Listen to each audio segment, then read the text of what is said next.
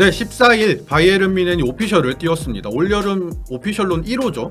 슈투트가르트의 일본 수비수 이토 히로키 영입이 발표됐습니다. 네. 이정료가 당초 3천만 유로 바이아웃을 지불했다라고도 알려지기도 했었는데 그 오피셜 나온 이후에 키커든 보도를 보니까 2,300만 유로에 옵션 500만 유로, 그래서 총액 우리 돈으로 415억 원 정도를 들여서 영입을 했다라고 발표가 됐습니다. 계약 기간이 2028년까지 4년 계약을 체결했습니다. 와, 상당히 싼 거예요.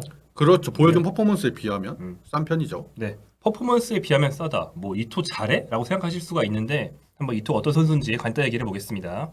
이토는 J리그 주빌로 이와타 그리고 나고야 그랜퍼스 임대를 통해서 일본에서 먼저 데뷔를 했고요. 2021년에 슈투트가르트로 이적을 했습니다. 이 팀에서 3시즌 동안 리그 97경기에서 뛰면서 숫자만 봐도 주전급이었죠. 좋은 활약을 해줬고요. 지난 시즌에도 부상과 아시안컵 차출 시기를 제외하면 리그에서 26경기에 출전했는데 특이한 건 왼발잡이 센터백인데 왼쪽 풀백 반, 센터백 반 거의 딱 반반 뛰었어요. 그렇죠. 뭐 어디 한 군데를 그냥 뛸 수 있다 정도가 아니라 이 선수는 완전히 레프트백도 가능하고 센터백도 완전히 가능한 그런 선수라고 볼 수 있습니다. 그리고 이제 슈투트가르트가 바이에른보다 순위가 높았습니다. 슈투트가르트가 결국엔 2위를 그렇죠. 네. 빼앗고 최종전에서 바이에른이 3위로 시즌을 마쳤거든요. 그 또 굉장히 돌풍의 한 중심에 있었던 선수 중에 한 명은 맞기 때문에 리그 내에서의 활약상을 볼 때 충분히 바이에른이 이 정도의 가격이면 현명한 거래를 했다 볼 수 있는 그런 선수죠. 네. 이토 히로키 영입이 주목을 받는 이유 중에 또 하나도 이 선수가 바이에른이 현재 필요로 하는 포지션에 딱 맞는 선수입니다. 앞서 말씀드린 것처럼 왼쪽 풀백, 왼쪽 센터백까지 다 소화할 수 있는 선수라고 했는데 바이에른이 올 시즌 딱 그 포지션을 구하고 있었잖아요. 네. 그래서 이제 이적설도 영입설이 그동안 나왔던 선수들도 요나탄 타 같은 선수, 오른발잡이긴 하지만 왼쪽 풀백을 주로 많이 봤던 선수고, 그리고 뭐 그 다음은 리바이 코릴, 첼시의 그런 선수들도 영입 이적설이 계속 나오는 만큼 딱 그 자리에 필요했는데 그 포지션을 정확히 메워줄 수 있는 선수가 왔습니다. 맞습니다. 여기까지는 다른 채널에서도 많이 얘기한 이 선수는 왼쪽도 뛸 수 있고 센터백도 뛸 수 있다. 그럼 어디서 뛸까? 이런 얘기를 많이 하시거든요. 제가 그래도 뭐 현지까지 한번 갔다 와서 네, 회사 돈도 쓰고 네. 그래서 조금 취재 루트를 좀 뚫어놨기 때문에 취재한 바를 근거로 말씀드리면 이 히로키의 영입은 뱅상 콤파니 감독이 가려는 전술적인 노선과 굉장히 밀접한 관계가 있다. 콤파니 감독은 많이들 아시다시피 펩 계열입니다. 그래서 벌리에서 승격할 때부터 그 전에 안델레르트 때부터도 기본으로는 포백으로 시작하지만 3-2로 전환하는 빌드업을 기본적으로 좋아해요. 그래서 왼쪽 센터백이 왼발잡이이면서 레프트백이 올라가면 이제 왼쪽 센터백이 왼쪽으로 이동하면서 나머지가 3백을 형성하는 이런 빌드업 있죠. 기본적으로 이런 거를 이제 구상하는 걸로 보인다. 그래서 제가 주워들었던 바이에른이 노리는 수비수의 프로필은 맨시티의 네이선 아케였어요. 아케를 노릴 수도 있다라는 말도 들었거든요. 딱 그 위치에 맨시티에서도 그렇게 활용을 했던 선수고, 그쵸. 바이에른의 필요에 딱 맞는 선수고. 그리고 이제 사실 맨시티가 지금 센터백이 많고 풀백 유망주들도 있어서 아마 아케가 튕겨 나오지 않을까 좀 기대를 했던 것 같아요. 근데 어림없죠. 펩은 안고 죽거든요. 아, 그렇죠. 네, 그래서 이제 아케 한번 눈치만 보다가 이적설이 날 정도로 찌르지도 않고 이제 리그 내에서 살 수 있는 비슷한 프로필의 이제 합리적인 선수로 바로 선을 한 것 같습니다. 그래서 히로키는 레프트백으로 쓰이나요, 센터백으로 쓰이나요? 현재로서의 전망은 그 둘을 왔다 갔다 하는 하이브리드 포메이션의 한 명으로 쓰입니다. 네. 그러면 이제 이토 히로키가 포백 중에 왼쪽 센터백을 맡다가 레프트백, 아마도 알폰소 데이비스겠죠? 이 선수가 전진하면 그 자리를 메우면서 왼쪽으로 이동하는 그러니까 이런 역할을 할 것이 좀 유력한 것 같고요. 여기서 콩파니 감독이 우파메카노의 잔류를 희망하는 이유도 나오는 거예요. 우파메카노가 오른쪽 풀백 겸 3백 전환 시에 오른쪽 스토퍼 이런 거를 해줄 수 있거든요. 그렇죠. 네, 이 역할은 기본적으로는 이제 레버쿠젠 임대에서 돌아올 스타니시치에게 맡길 가능성이 높고 스타니시치 1옵션, 우파메카노가 센터백과 라이트백을 오가는 2옵션 대충 이 정도가 될 수도 있다는 거죠. 물론 뭐 우파메카노가 잘하면 1옵션 되겠지만 스타니시치가 굳건한 입진 아니니까 이게 이제 아마 바이에른의 구상인 걸로 보입니다. 그래서 이토 히로키 같은 선수는 상당히 필요했다 이렇게 볼 수 있는 거죠. 그럼 말씀하신 대로면 이제 어쨌든 바이에른에서 우리 축구 팬들이 가장 관심을 갖는 거는 김민재 선수니까 김민재 선수가 뭐 왼쪽 센터백도 뭐 나폴리에서도 그렇고 충분히 많이 잘 볼 수 있지만 오른쪽 센터백이 조금 더 편하기도 하잖아요. 오른발잡이다 보니까. 네. 그렇다고 하면 이토 히로키가 직접적인 경쟁자라기보다는 공존의 대상이 될 수 있겠네요. 그렇죠. 예. 이제 타가 영입될 가능성이 상당히 높은 것 같은데 타가 올 경우에는 그리고 이제 바이에른의 희망대로 더리우트를 내보낼 경우에는 hunchback은 다이언은 그렇다 치고 네. 다이언은 잠깐 나가 있어 네. 하면은 이제 4명으로 다시 맞춰집니다. 그렇죠. 새로 오는 히로키 타 그다음에 김민재 오파메카노 이렇게 맞춰지거든요.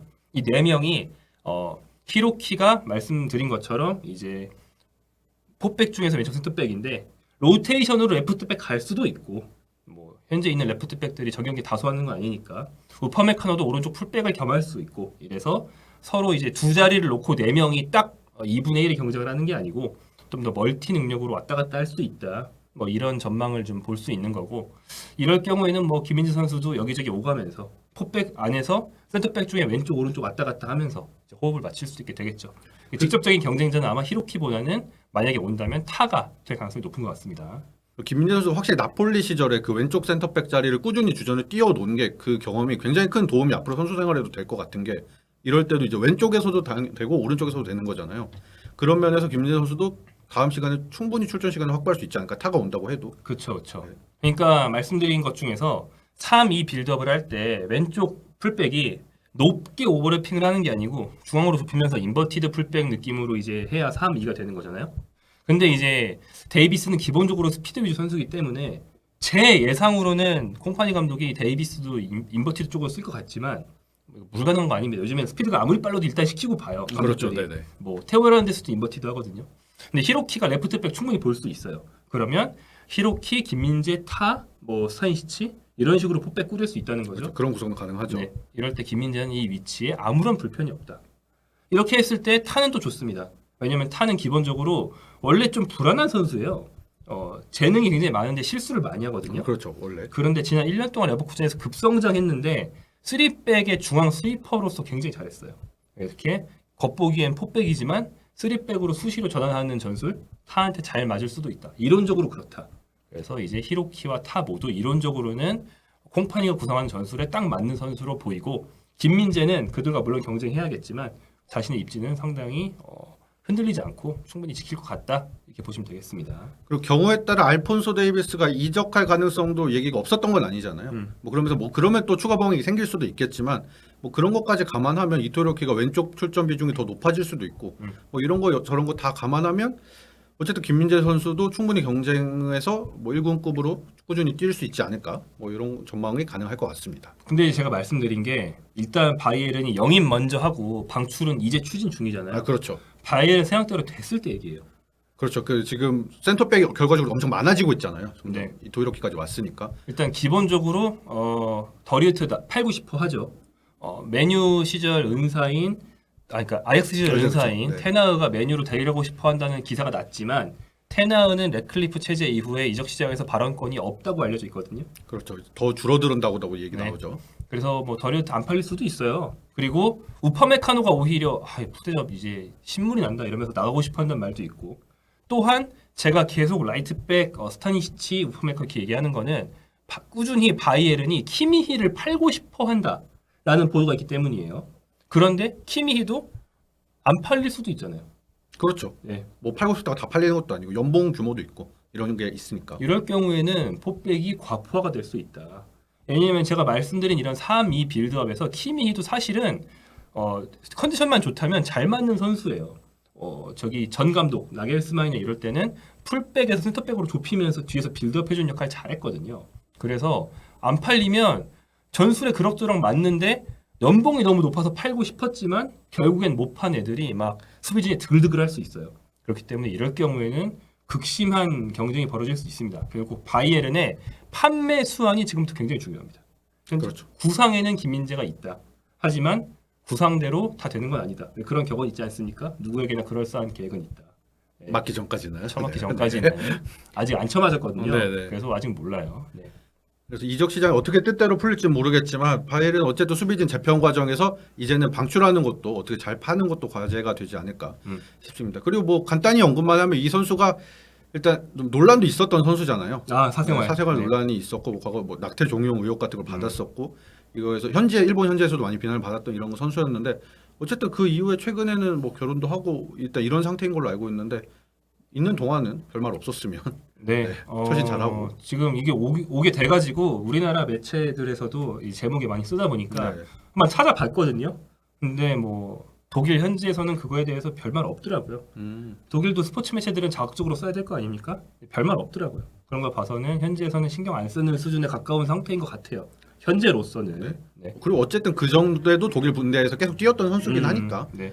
네, 그럴 것 같습니다. 뭐 이를테면 그린우드가 잉글랜드에서는 난리가 났지만 다른 나라 팀들은 그럼 우리 줘 이러는 것처럼 뭐 일본에서 이 선수가 어떤 사생활이 있든 우리 독일인들은 상관 안 한다. 실력만 좋으면 싸면 장대. 그러니까 이런 생각이 아닌가 생각이 들어요. 네. 네, 그렇게 보면 될 것 같습니다.